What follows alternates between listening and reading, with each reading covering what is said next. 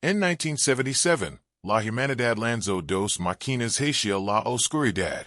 Y en realidad nunca regresaron. Siguieron avanzando. Más allá de los mundos que creemos comprender. Más allá de los anhelos que pensábamos que eran simples. Más allá de las lunas que creemos que estaban muertas. Y con cada nueva imagen que enviaban a casa. El sistema solar es evolvió más extraño, más salvaje, y mucho más vivo de lo que cualquiera había imaginado. Voyager 1 y Voyager 2 no eran solo naves espaciales. Eran nuestros ojos, desplazándonos cada vez más profundamente hacia lo desconocido. Mostrándonos tormentas gigantes, lunas en erupción, anhelos ocultos, mundos de hielo destrozados, y la frágil palidez de la propia tierra. Lo que hace que su historia sea tan inquietante y es esto. Los Voyager no solo fotografaron planetas, cambiaron el significado de esos planetas. Júpiter dejó de ser una esfera lejana con franjas, y se convirtió en un mundo de violencia y movimiento. Los anhelos de Saturno dejaron de parecer lisos, y se transformaron en estructuras intrincadas, fragmentadas, y líneas de detalles. Urano se convirtió en un misterio inclinado. Neptuno pasó a ser una máquina de tormentas en el borde de la luz del sol. Y, en algún momento del camino, las ondas dieron la vuelta, y nos mostraron algo aún más inquietante que cualquier mundo alienígena. Nos mostraron nuestro hogar. La historia de los Voyager comienza con una oportunidad cósmica, tan rara que casi parece ficticia. A finales de la década de 1970, Júpiter, Saturno, Urano y Neptuno se alinearon de una manera que solo ocurre aproximadamente una vez cada 176 años, creando la posibilidad de que una sola misión visitara los cuatro planetas gigantes utilizando asistencias gravitacionales como si fueran piedras de paso a través del sistema solar exterior. La NASA vio la oportunidad y se negó a dejarla escapar. Así Voyager 2 despegó primero, el 20 de agosto de 1977, y Voyager 1 lo siguió el 5 de septiembre, tomando una trayectoria más rápida que finalmente lo permitiría adelantar a su gemelo. Juntos fueron enviados hacia el exterior no solo como sondas, sino como pioneros, llevando la curiosidad de la humanidad a una región que nadie había explorado con detalle. Incluso sus primeras imágenes tenían algo inquietante. Apenas unos días después del lanzamiento, Voyager 1 miró hacia atrás y capturó la Tierra y la Luna desde miles de kilómetros de distancia. Un silencioso recordatorio de que todo el viaje comenzó con un frágil mundo azul que se desvanecía en la distancia. Esa imagen ahora parece casi profética porque, antes de Voyager, el sistema solar exterior seguía estando lleno de conjeturas fundamentadas. Teníamos modelos, telescopios y expectativas, pero todavía no teníamos intimidad. Aún no sabíamos cómo eran realmente de cerca esos mundos distantes. Cómo se agitaban sus atmósferas.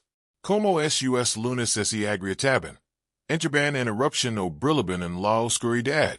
Voyager estaba a punto de cambiar todo eso. Cuando Voyager 1 finalmente llegó a Júpiter en marzo de 1979, seguido por Voyager 2 unos meses después, el sistema solar se abrió como una puerta.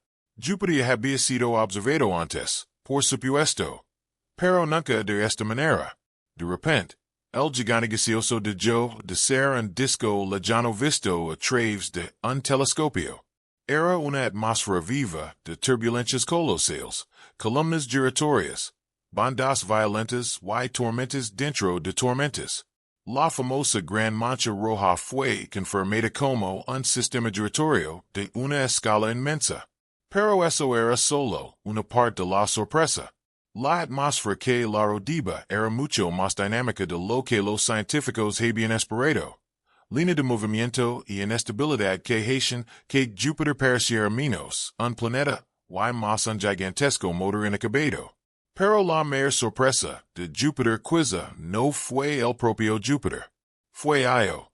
Antes de Voyager, muchos suponían que su superficie se parecería a nuestra luna. Antigua, llena de cráteres, marcada, pero silenciosa. En cambio, Voyager descubrió volcanismo activo. Eruptions reales, columnas que lanzaban material cientos de kilómetros hacia el espacio.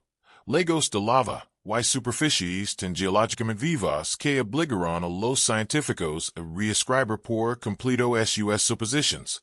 Era la primera vez que se observaban volcanes activos en otro mundo. Y luego estaba Europa, marcada por extrañas fracturas que recorrían su superficie helada, insinuando ya la posibilidad de un océano oculto debajo. En un solo sistema planetario, Voyager nos mostró un paisaje infernal volcánico y una luna helada que podría ocultar agua bajo su capa congelada. Ese fue el momento en que el sistema solar exterior dejó de parecer muerto. Después de Júpiter luego Saturno. Y fue allí donde la belleza se convirtió en algo más inquietante. Desde la Tierra, Saturno siempre había parecido elegante, casi sereno, el planeta de los anillos y la simetría. Pero cuando Voyager llegó, esa elegancia se hizo añicos en una complejidad inesperada. Los anillos no eran solo unas pocas bandas anchas, como muchos habían imaginado. Estaban formados por cientos de finísimos anillos, estructuras enredadas, cavas, huecos y delicadas características mucho más intrincadas de lo que nadie esperaba. Voyager también reveló nuevos anillos, lunas pastoras, que mantenían estrechas bandas en su lugar, y misteriosos patrones similares a radios sobre los anillos, que no encajaban cómodamente en las teorías gravitacionales existentes. Los anillos de Saturno paran de ser icónicos o profundamente misteriosos en cuestión de imágenes. Y luego las lunas de Saturno comenzaron a contar sus propias historias. Titan surgió como un mundo con una espesa atmósfera rica en nitrógeno, distinta de cualquier otra conocida, más allá de la Tierra, convirtiéndose de inmediato en uno de los objetos más fascinantes del sistema solar. Encelado también dio indicios de actividad, con señales que más tarde se relacionarían con columnas en erupción y un intenso dinamismo interno. Voyager no solo estaba catalogando mundos, los estaba revelando como lugares con clima, química, océanos ocultos y geología activa.